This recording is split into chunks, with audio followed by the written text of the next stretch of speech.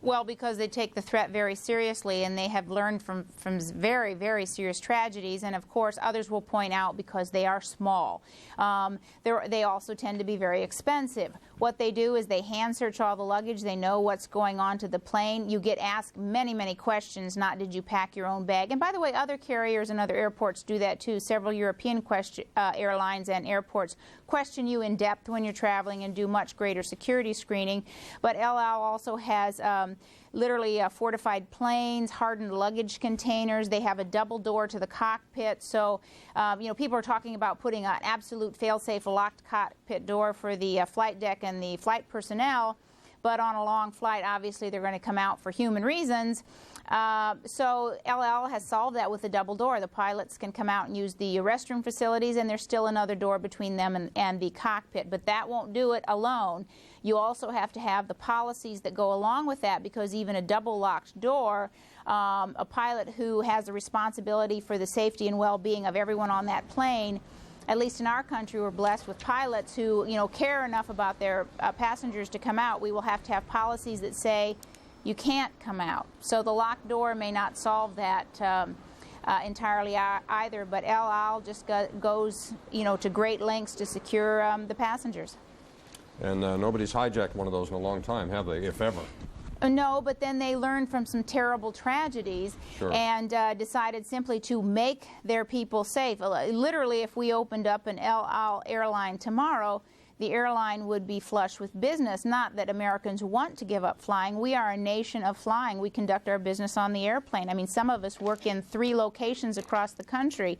And this is difficult on everyone, but people don't feel safe. And if you want to save the airlines, the best thing you can do for the airlines is make it safe. So the objections to the cost and the delays are actually very counterproductive to the carriers. If we made them safe, it would be a much better situation for them in the long run.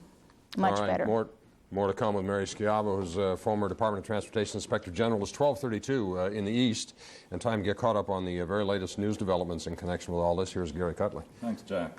Well, now a second person is being held as a material witness in connection with Tuesday's terrorist attacks. The man had been held by U.S. Immigration Services, and he's been questioned thoroughly, no doubt, by the FBI. Another development on Saturday, New York officials revealed at a news conference here in the city that a hijacker's passport was found blocks from the World Trade Center crash site, if you can believe that. No other details were given, but the discovery prompted the FBI and police to expand the search area down in Lower Manhattan. President George W. Bush has been meeting with key advisors at Camp David in the Maryland mountains, and he is warning the American public, quote, as we know now, we are at war, unquote. He labeled Osama bin Laden as the top suspect in the attacks, and he's told the military, given the military a simple order, get ready. And in New York City, the number of people believed buried under the ruins has now been raised to nearly 5,000, but the digging, the searching, the hoping continues. Mayor Rudy Giuliani says he is holding out only slight hope that survivors can still be found. On Saturday, as on Friday, as on Thursday, nobody was. Only 159 bodies of those nearly 5,000 have been recovered, and at the Pentagon, 187 people are missing, and they are presumed lost. Funerals are beginning now, 4 days after the attacks. And mourners gathered Saturday as New York buried 3 of its top fire department officials. Up to 300 firefighters are believed to have died in the city. And slowly, as far as air transport is concerned, air travel is resuming across the land. Boston's Logan Airport, where 2 of Tuesday's planes took off, reopened on Saturday. The 3 major airports in the New York City area are operating, but very sharply reduced capacities. John F. Kennedy Airport, LaGuardia, and Newark International resumed services on Friday. One airliner that was hijacked on Tuesday, of course, took off from Newark across the river from Manhattan here. Well, Tuesday's hijackings turned airplanes into flying bombs. Perhaps that was the perverted genius of the terrorists. And now a group representing the people who fly those planes is advising its members to take a firm stand. Here's Gene Meserve. For pilots, the rule of thumb in hijackings has always been be passive, be cooperative, get on the ground and into negotiations. Tuesday, the rules changed instantaneously. Commercial pilot Paul Emmons was in the air. And my co-pilot and I basically looked at each other and said, you want to fly or fight? And he had his big steel flashlight, and If anybody came through the door, he was going to go after him, and I was going to get the airplane on the ground. According to the Airline Pilots Association, pilots and flight attendants, the airlines, the FAA, and law enforcement are engaged in an unprecedented cooperative effort to improve aircraft security quickly. We are at war, and we're treating it that way, and everybody's cutting through the red tape, making decisions. Among the changes being considered on an expedited basis, whether to provide law enforcement escorts, whether to arm pilots with weapons, and how to modify equipment like the cockpit door so it is a more effective barrier. This new door that we want I hope by Friday, really by Friday, I want a certification process approved by the FAA and the manufacturer in ALPA, and I believe we can have that, and then on our way to getting that door. Some airlines have told their pilots to do what they must to save themselves, their aircraft, and their passengers. Pilot Paul Emmons says if his plane is under threat, passengers better hold on. You should be wearing your seatbelt. What does that mean? We can start to maneuver that aircraft so that he cannot function. Depressurize? We can depressurize the aircraft, we can throw it around the sky, we can do all sorts of things, and he won't be walking when it's over. Despite the financial distress of the airline industry, the Airline Pilots Association says no security measure is off the table, no matter what the expense. But some aviation watchdogs are critical. They say the problems and the solutions were known long ago, and they ask, why are we seeing corrections so late? Too late. Jean Meserve, CNN, Washington. And Jack, a moment ago you were talking about the impossibility of knowing who these terrorists are before the terrorist act is actually carried out, which is not exactly right. Not totally true. CNN is reporting now that two of the suspects of these terrorist attacks were on a watch list. These are lists that U.S. intelligence puts together, and these are what you're supposed to keep your eyes on. And indeed, one of them was actually under surveillance, picked up by a surveillance camera when he was meeting in Kuala Lumpur. That's in Malaysia, in Southeast Asia, a long trip to take. Right. Meeting with a person who is suspected to have been involved in the bombing of the USS Cole, which killed 17 Navy men and women.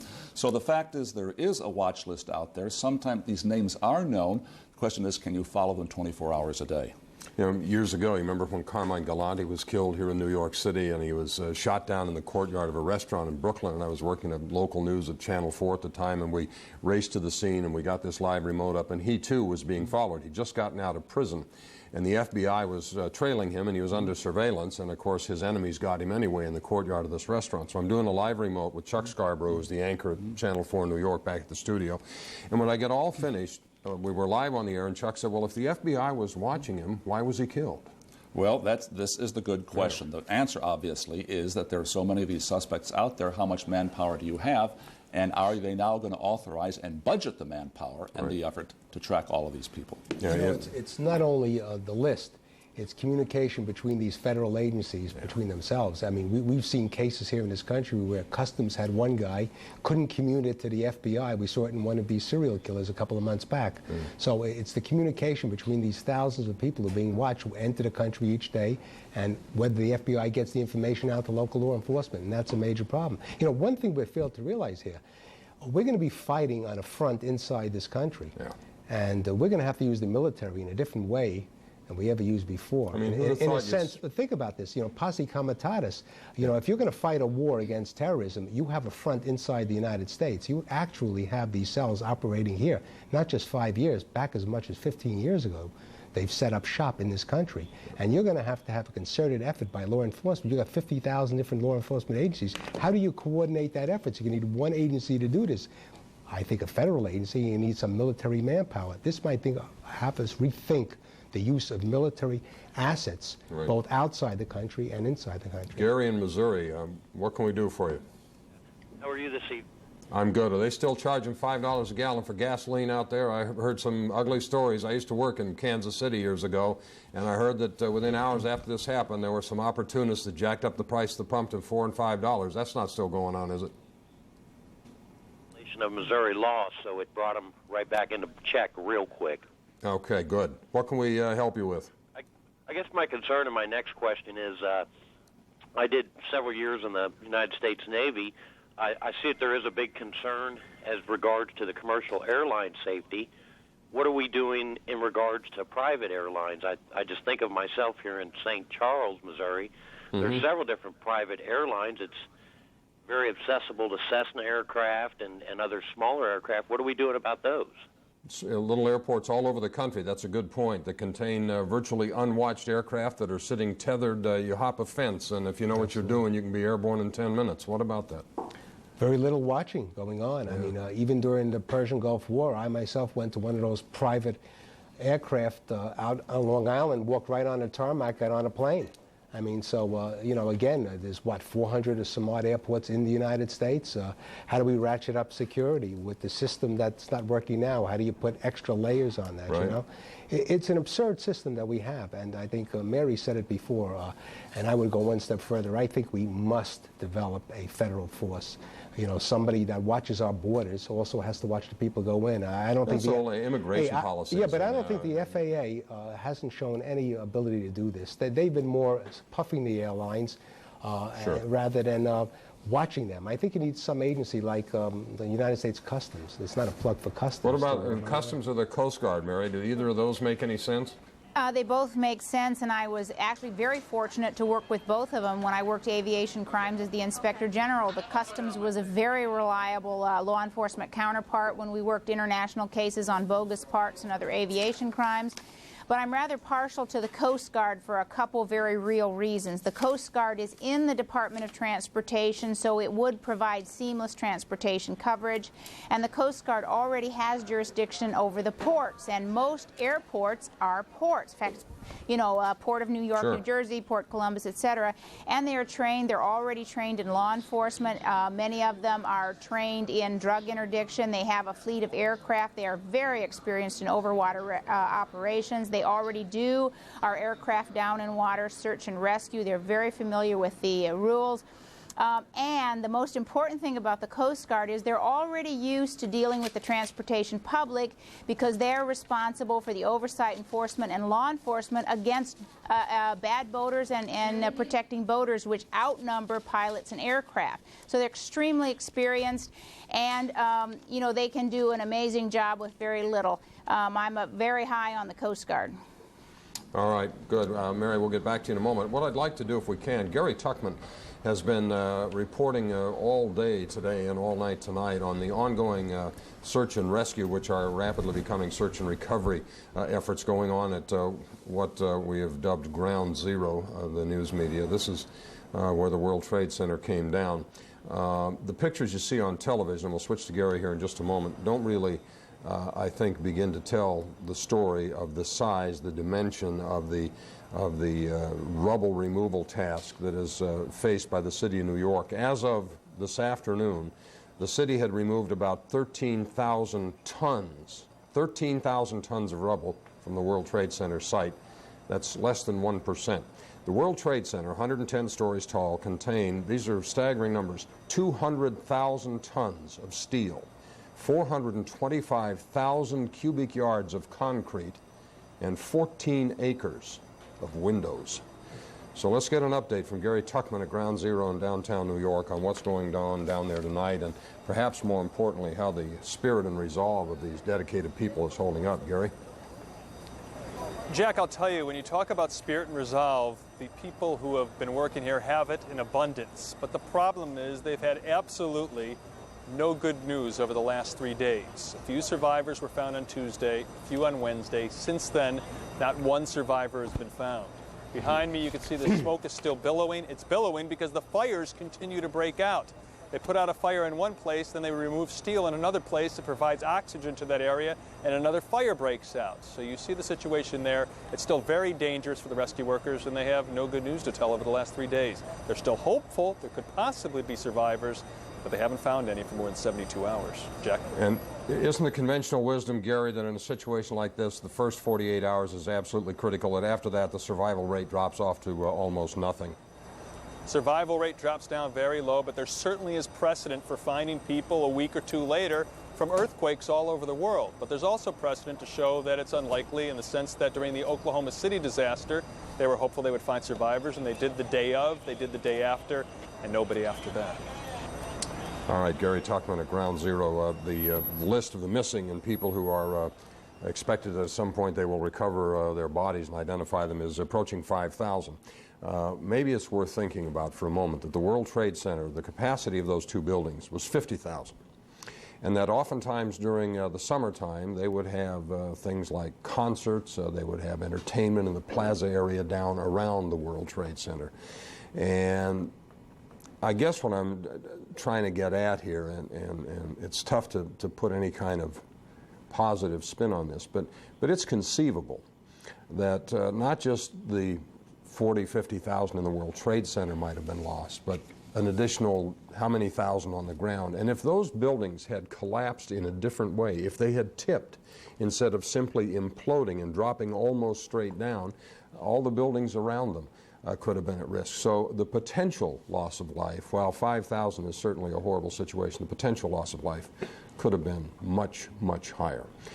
And then when you think about the fact that this time those planes didn't have nuclear weapons, they didn't have chemical weapons, they didn't have biological weapons, but if you think these folks are going to not use those if and when they get their hands on them, I would guess you have another thing coming. It's a matter of time. That'll be next. You know, and back in '93, Ramsey Youssef calculated that one would topple into the other. Right. And they were thinking in terms of what you're saying of 250,000 potential casualties. And at that time, he put cyanide gas right at ground at B2 level, but the heat of the explosion evaporated it.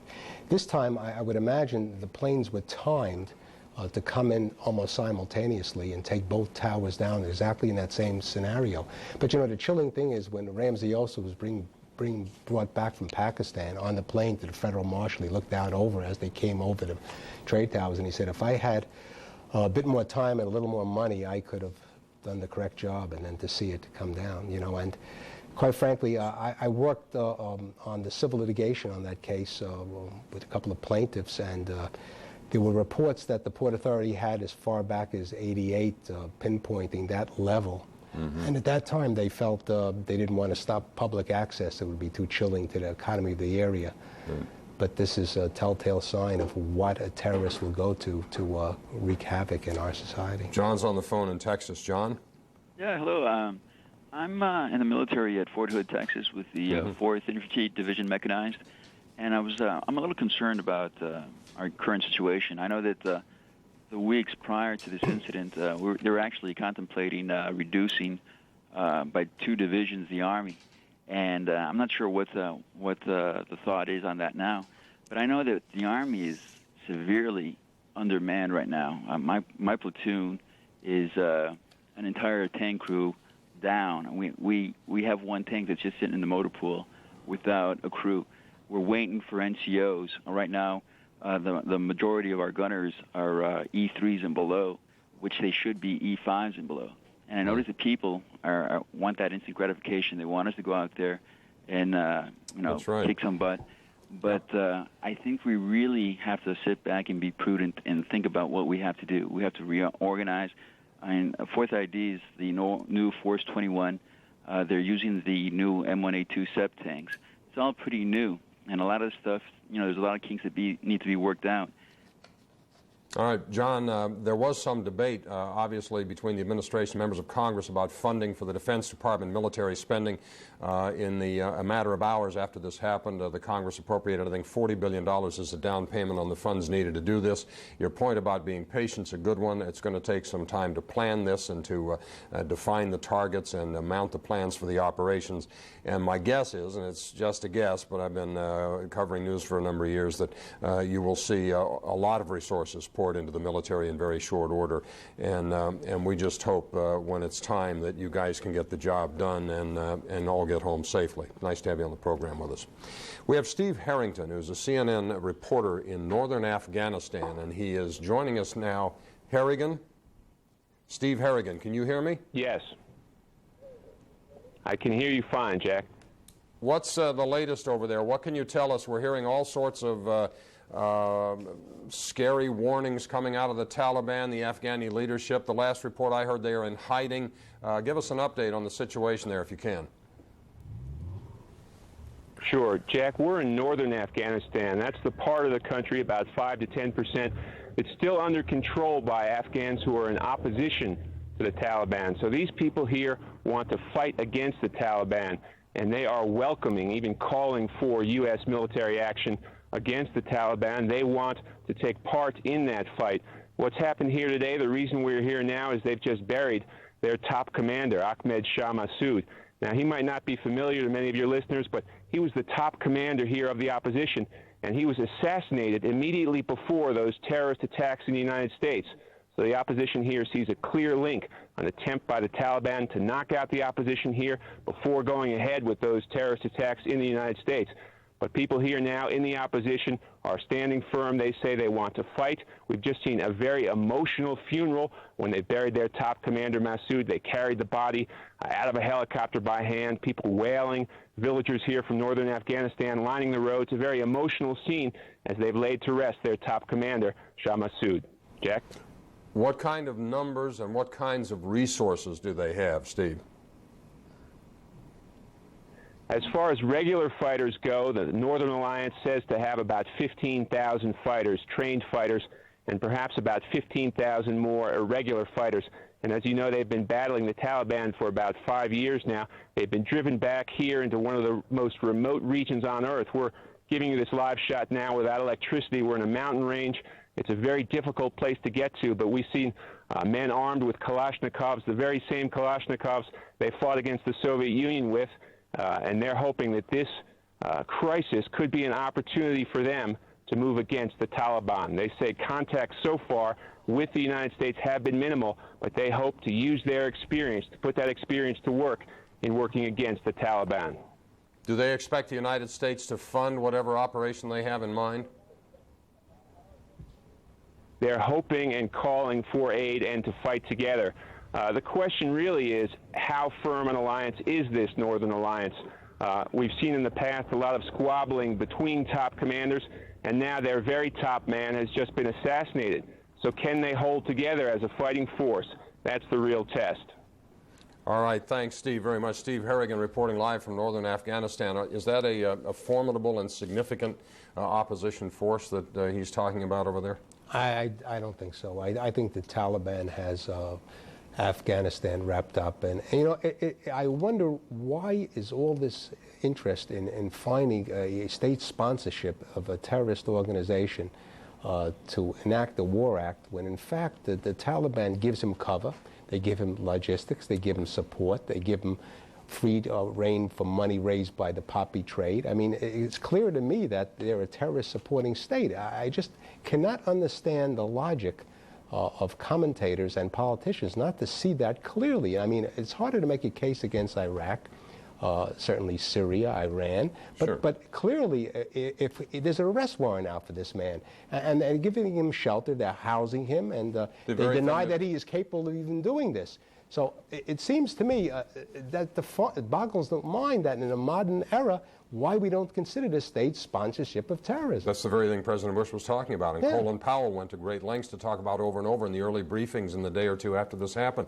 that states that sponsor these people, harbor them, fund them, protect them in any way, are as guilty and as liable for retaliation as the terrorists themselves. But that seems like the perfect model of this behavior. I don't understand why we're not ready to say, other than it's just one of a pariah state, that it is a state sponsorship of terrorism. Let's bring in Major Garrett, who's live at the White House this evening, and get the latest from him on what's going on down there, and perhaps he can address what he may have heard concerning the subject of a possible declaration of war at some point in the future. Major Garrett, nice to have you with us. Good to be with you, Jack. To take on the point that Harvey was just making, it's very clear, talking to senior administration officials, that when the president said, the first time a president has ever said on Tuesday, that not only will the United States hold accountable those who were directly responsible for the terrorist acts, but states that provided them shelter or aid and comfort. No one around here is calling that a Bush doctrine, but it is a significant change in U.S. policy. And the president has gradually, with his rhetoric and with what he asked Congress to approve as an act of providing him the legal authority to use force, is trying to turn the American people from traditional definitions of war fighting against nation states, against nations with borders, as he said in his radio address today, a battle with beachheads, to one that is of entirely greater, more complexity, and saying it's not going to be just one place, it's not going to be just one agent of terror, But the United States is going to try to hold and will do everything in its power to hold accountable multiple sources of this, what the President has often described as evil. And in the use of force resolution the Congress approved almost unanimously, one dissenting vote from one House Democrat from California, the Congress has embraced that new notion of warfare, that it is not just the perpetrators, the direct perpetrators of an act, but any other nations that may have provided aid and comfort. It is a significant shift in not only U.S. policy, but in the way the United States is going to act within the confines of international law. And I think you're seeing and have seen over the days the President trying to explain this to the American public. Things are moving so rapidly that it is even hard at times to fathom these changes, but I think the President is trying to work the country through it and to communicate as best he can this shift, moving away from the traditional understanding of warfare and the concepts, geographical and otherwise, of warfare to one that has many, many more layers, a higher degree of complexity. Mike in Ohio, be patient. You're coming up in just a minute. Major Garrett, though, before we leave you, what's the difference between a resolution authorizing the use of force and a declaration of war?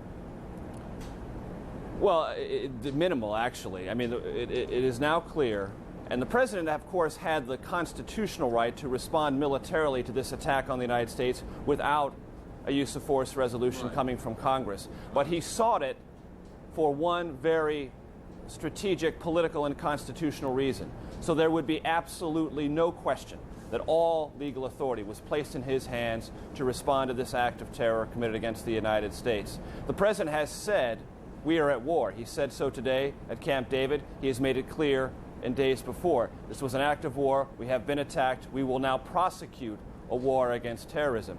And now he has the full and complete legal authority to do so, given to him by a nearly unanimous Congress. It's worth pointing out that the last time Congress debated a use of force resolution, the reaction and the ultimate vote was much narrower. You'll recall in the United States Senate, his father, President George Herbert Walker Bush, received support of Congress by a vote of 52 to 48 to prosecute the war against Saddam Hussein and liberate Kuwait. There is no such ambiguity now, and the President knows it, and he intends to carry that lack of ambiguity forward on the international stage, prosecuting this war. Jack? Major Garrett, live in Washington, thank you. As we move forward, it's at 12:57 Eastern Daylight Time. You were talking about states that harbor and sponsor terrorism, Harvey Kirshner. This gets a little tricky, doesn't it? I mean, the obvious ones like Iraq and Afghanistan and perhaps Yemen and the Sudan and places like that, that's one kettle of fish. What about places like Egypt and Saudi Arabia and Iran and Afghanistan, who have we have requested certain concessions and cooperative efforts from? I mean, you could make the argument that some of Osama bin Laden's troops have been educated in those Islamic fundamentalist schools inside Pakistan. I mean, their hands aren't clean in any of this. How do you sort out? I mean, is it a black and white issue? They've seemed to create the impression that it is. You're either with us or you're against us. If you sponsor terrorism or harbor them or grant safe haven to them, you're our enemy. But are they all really? Well, that's just it. That's the ambiguity in that region of the world. I mean, you mentioned, let's take Egypt, for example. Right. Certainly in this particular operation, I would imagine that some of these suicide bombers might have come from Egypt and might have gotten some training inside there as well. But the Egyptian government under Mubarak really is under siege by terrorism itself. He's looked to be toppled at any given time. So I don't think the spirit of the Egyptian government really is to support terrorist actions against these United States, whereas other states that you mentioned, Iran, certainly Iraq, questionable Syria, and others. Syria is a perfect example. Well, they do. They supported, certainly in the Lebanon and the training camps. Of course, there. the Bekaa Valley. Absolutely, and they used the drug money from the Bekaa Valley to finance this. And the leader's father, Assad's dad, that's correct, ran this whole operation for years. Now the son has come out with this statement. I mean, can you believe what these people say? The son issued a statement, was it yesterday or the day before? We deplore these acts, we deplore terror, and blah, blah, blah, blah, blah. That's the problem. That's the problem we face. The ambiguity of who the enemy is. It seems that the structure that's been set up worldwide, and especially in the United States, has this ambiguous and sometimes specific support of these actions. You know, it's important to state over and over again that if we take out Osama bin Laden, the problem is not going to go away. There are other people who are going to step up to the plate. The same thing in the drug trade. It's because you have people who are willing to die for that particular cause. Right. And there is a significant number in that region of the world.